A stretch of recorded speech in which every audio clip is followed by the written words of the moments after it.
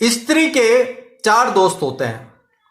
पहला दोस्त होता है उसका पिता, जो कि उसको अच्छे संस्कार देता है, उसकी हर इच्छाएं पूर्ण करता है, उसके जीवन में जो भी आकांक्षाएं होती है उन तक उसको पहुंचाता है, उसका पालन पोषण करता है और सब तरह से उस पर अपनी कृपा करता है।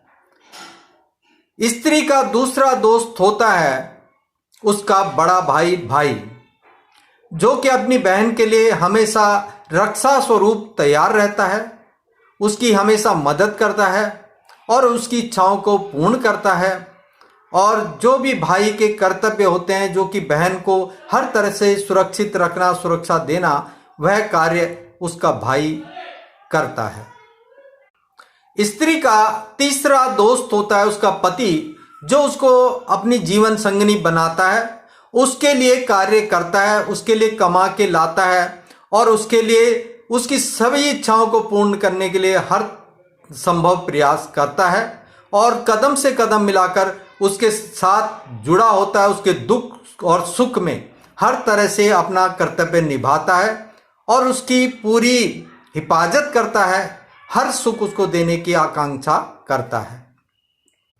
और चौथा दोस्त होता है उसका पुत्र, जो अपनी माता के लिए हर तरह से संभव प्रयास करता है, उसके कथनानुसार कार्य करता है, उसकी बुढ़ापे में सेवा करता है, उसकी इच्छाओं को पूर्ण करता है, माँ की आकांक्षाओं पर खरा उतरता है और सब तरह से माँ के लिए तत्पर रहता है कि माँ जो कहेगी वह कार्य मैं करूँगा, और करता भी है। तो स्त्री के इस तरह से चार दोस्त होते हैं।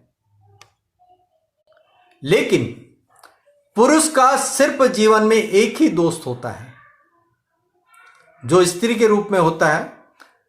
जैसे कि पत्नी है, तो पत्नी पुरुष की दोस्त होती है, लेकिन यह दोस्त कब उसको धोखा दे जाए, कब उसको मार दे, कब उसकी जिंदगी से चली जाए किसी और के साथ, इसका कोई भरोसा नहीं।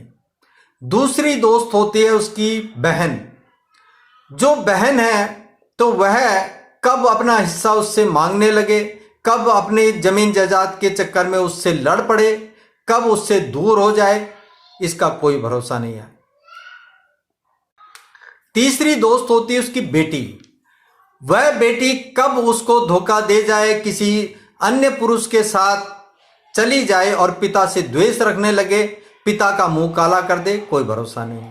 लेकिन जो अंतिम दोस्त है उसकी माँ, सबसे बड़ी दोस्त उस पुरुष की उसकी माँ होती है।